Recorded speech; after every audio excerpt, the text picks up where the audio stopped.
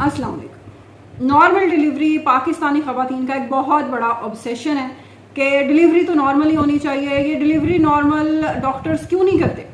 और 9 महीने जो आपकी लेबर सारी आपकी एंटीनेटल विजिट्स पे नॉर्मल डिलीवरी का प्रोग्राम चल रहा होता है, वो आखिर में सी सेक्शन में सिजेरियन में एंड अप क्यों होता है? आप ऐसी कौन कौन सी गलतियां करते हैं 8वें 9वें महीने में, उसके बारे में आज के व्लॉग में तफसील से बात करेंगे। और कौन कौन सी चीज़ें हैं जिनसे नॉर्मल डिलीवरी की तरफ आपकी लेबर बड़ी आसानी से जा सकती है, बहुत इजी, बहुत आसान किस्म की चीज़ें, वो आज हम वन बाय वन डिस्कस करेंगे। सबसे पहली चीज़ तो ये है कि जैसे ही आपको पता चलता है कि आप प्लान भी कर रहे हैं इवन, और जैसे ही आपका प्रेगनेंसी टेस्ट पॉजिटिव आता है, आपको पता चलता है आपके पीरियड्स की डेट, माहवारी आपकी मिस होती है, तब से ही आपने एक सिंपल सी चीज़ को अपनी रूटीन का हिस्सा बना लेना है। और वो क्या चीज़ है? आपने ब्रीदिंग एक्सरसाइजेस, अगर आप नॉर्मल डिलीवरी की तरफ जाना चाहते हैं तो ब्रीदिंग एक्सरसाइजेस, जो सांस लेने की मश्क है, एक्सरसाइज है, वो आपने शुरू कर देनी है। उसको कैसे आपने करना है? आपने एक लंबा सांस लेना है ऐसे, और जितनी देर आप उसको रोक सकते हैं, रोकने के बाद आपने उसको रिलीज कर देना ऐसे। ये चीज़ हमारे यहाँ लोग कहते हैं कि जी नॉर्मल डिलीवरीज आजकल क्यों नहीं हो रही, और जी वेस्ट में तो बहुत डिलीवरीज नॉर्मल होती हैं। वेस्ट में या डेवलप्ड कंट्रीज में शुरू से ही जब आप प्लान कर रहे होते हैं प्रेगनेंसी, या जैसे आप कंसीव करते हैं, तब से ही बताया जा रहा होता है आपको, साथ ही कि आपको क्या क्या चीज़ें एक्सरसाइजेस करनी है। आपकी लेबर के बारे में औरत को बिल्कुल आइडिया हुआ होता है। यहाँ पे तो बिल्कुल सिचुएशन उससे बिल्कुल ही उलट है। सेहत की सहूलियात आप जानते हैं। बहरहाल ये चीज़ आपने ज़रूर शामिल कर लेनी है अपनी रूटीन में। और दूसरी बहुत ज़रूरी चीज़, अगर नॉर्मल डिलीवरी की तरफ आप जाना चाहते हैं तो आपने चलना है, आपने वॉक करनी है। ये क्यों कहा जा रहा है और ये मैं क्यों जोर देकर कह रही हूँ, इसकी वजह यह है कि मीडिया इंडस्ट्री का भी इसमें बहुत बड़ा रोल है कि जैसे ही ड्रामों में, जैसे ही मीडिया में आप देखते हैं कि जी कोई प्रेगनेंसी हो गई है ड्रामे में, तो साथ ही डॉक्टर, जो न जाने ये ड्रामा राइटर्स क्या सोचकर ये इस किस्म के स्क्रिप्ट्स लिखते हैं, तो वो डॉक्टर कहता है कि जी अब आप प्रेग्नेंट हो गई हैं, अब आपने बिस्तर से नीचे पाँव नहीं उतारना और आपने बेड पे ही बैठे रहना। Excuse me. उस पाँव ना उतारने का क्या नुकसान होता है कि आपका ब्लड फ्लो ही नहीं प्रॉपर होता। कई बार आपको क्लॉटिंग के प्रॉब्लम्स हो जाते हैं टांगों के अंदर, और आपकी अगर आप नॉर्मल डिलीवरी चाह रही हैं पूरे 9 महीने बेड पर लेटे लेटे, फिर तो उसको, ये तो एक ख्वाब ही हो सकता है, इसको आप भूल ही जाए। आपने वॉक ज़रूर करनी है, बहुत ज़्यादा वर्क, बहुत ज़्यादा सख्त काम नहीं करना, लेकिन जो नॉर्मल वॉक है वो आपने ज़रूर करनी है। ख़ास तौर पर अगर आप इसको 1 घंटे तक का आप इसमें अपना टारगेट ज़रूर रखें कि आपने दिन में 1 घंटा ज़रूर वॉक करनी है। और अगर आप 8वें या 9वें महीने में हैं जिसमें वज़न बहुत ज़्यादा बच्चे का ज़ाहिर है बढ़ गया है, तो ये आप ना करें कि मुसलसल आप जो 1 घंटे की वॉक है वो कॉन्टिन्यूस करें। आप उसको डिवाइड कर लें, आधे आधे घंटे की वॉक भी आप कर सकते हैं, और उसको आप 15-15 मिनट्स में भी, 15-15 मिनट में भी स्प्लिट करके आप ये वॉक कर सकते हैं। उसका फ़ायदा ये है कि आपका ब्लड फ्लो बहुत अच्छा होता है, बच्चे को ऑक्सीजन की सप्लाई बेहतर हो जाती है, आपका स्टेमिना बिल्डअप हो जाता है, और जो कहीं पेचीदगियाँ होनी होती हैं बैठने से, लेटने से, वो उससे आप बच जाते हैं। ये ज़रूरी नहीं है कि ये वॉक आपको घर से बाहर जाके करनी है। ये जो वॉक है ये आप घर के अंदर भी कर सकते हैं, एक कमरे के अंदर भी कर सकते हैं, इसमें ऐसा कोई मसला नहीं है। ये घर के अंदर भी आप इजीली इसमें वॉक इसको कर सकते हैं। दूसरी चीज़, नॉर्मल डिलीवरी का स्ट्रेस हमारे यहाँ बहुत ले लिया जाता है कि जी सारी 9 महीने यही टेंशन है कि जी नॉर्मल ही करनी है, डिलीवरी नॉर्मल ही करनी है। बिल्कुल कोशिश आप ज़रूर करें नॉर्मल डिलीवरी की, लेकिन अगर आप इसमें बहुत ज़्यादा स्ट्रेस ले लेते हैं तो जो आपके स्ट्रेस की वजह से हार्मोन्स हैं वो रिलीज होना शुरू हो जाते हैं, और उन हार्मोन्स का फिर क्या, उनका एक बहुत नेगेटिव इफेक्ट पड़ता है आपकी लेबर पे, और नॉर्मल डिलीवरी फिर आपकी बहुत ही ज़्यादा वो मुश्किल हो जाती है। क्योंकि ये जो हार्मोन्स हैं ये आपकी नॉर्मल लेबर की जो पेन्स हैं, जो दर्दें हैं, उनको प्रॉपर होने में वो फिर उनको रोकते हैं। तो ये चीज़ आपने बिल्कुल नहीं करनी, आपने उसको रिलैक्स रखना है अपने माइंड को, और जो भी कुदरत की तरफ से जो भी उसकी मर्जी है उसको बिल्कुल आपने अपने माइंड में उसको कबूल करने का आपने ऑप्शन रखना है। एक और चीज़ आप कर सकते हैं कि आप ग्रीन टी अपनी डाइट में शामिल कर सकते हैं।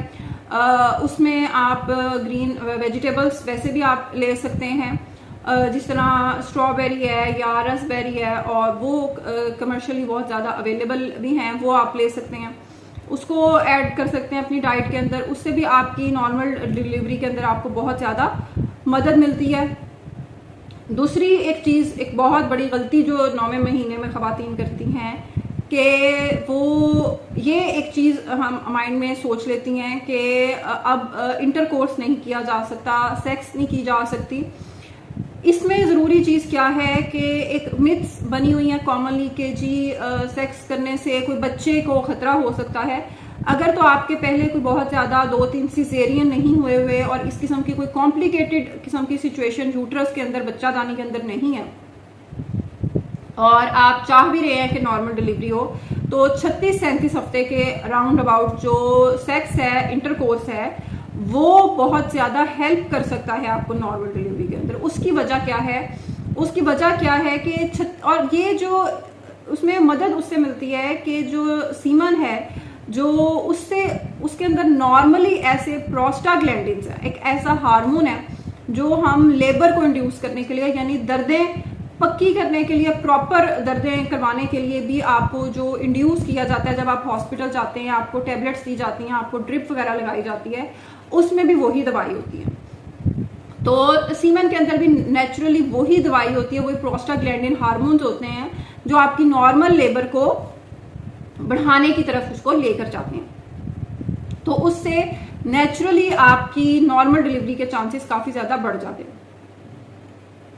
इसमें ये परेशानी की बात बिल्कुल नहीं है कि 36 हफ्ते से पहले बॉडी उसके अंदर वहां पे रिसेप्टर्स ही नहीं बने होते जो प्रोस्टाग्लैंडिन्स को आप फंक्शन करवाने के लिए जरूरी होते हैं। तो उससे पहले भी अगर आप सेक्स करेंगे तो उससे बच्चे के ऊपर कोई खुदा ना खास्ता खतरा नहीं पैदा होता, कोई लेबर जल्दी दर्दे लगने की सिचुएशन पैदा नहीं होती, क्योंकि पहले उससे वहां पे रिसेप्टर्स ही, वहां पे आप समझ लें कि जगह ही वहां पे मौजूद नहीं होती। तो इसमें कोई परेशानी की बात नहीं है। इसको सुनी सुनाई बातों की वजह से इसमें अगर आपकी कोई ऑपरेट आपका नॉर्मली नहीं है कि आपके पहले 2 सिजेरियन हो चुके हैं, अब भी सिजेरियन ही होना है, तो नॉर्मल लेबर को आपको बहुत ज्यादा ये मदद कर सकती है।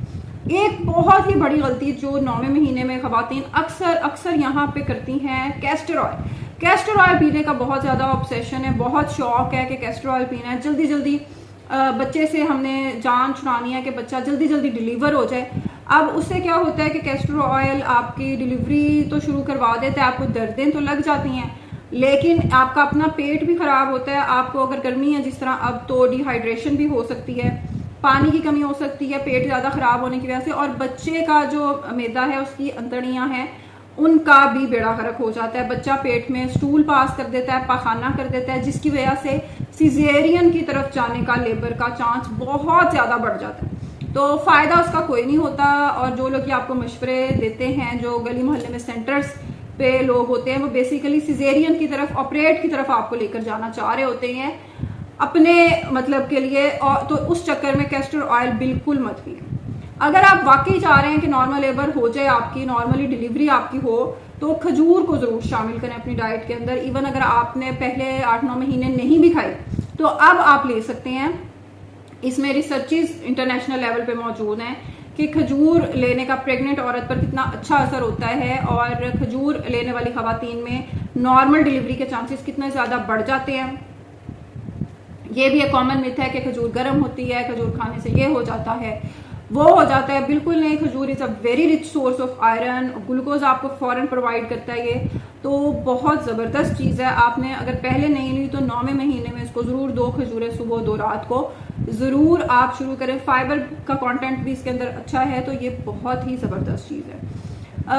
एक और चीज़ के पोस्चर आपका कैसा होना चाहिए। पोस्चर में आपके 2 पोजीशंस हैं, 2 एक्सरसाइजेज हैं जो आप आखिर में कर सकते हैं। आप ये बटरफ्लाई पोजीशन में भी कर सकते हैं एक्सरसाइज, और दूसरा आप स्क्वाट जो हमारे यहाँ आम जो एक तो कमोड वॉशरूम्स में यूज़ होते हैं, उसके अलावा जो इंडियन जिसको सीट कहते हैं वो डब्ल्यू सीट, उस पोजीशन में जो आप बैठते हैं स्क्वाट, वो आप कर सकते हैं। ये आपने 9वें महीने के अंदर शुरू करना है अगर आप चाह रहे हैं कि आपकी नॉर्मल डिलीवरी हो जाए।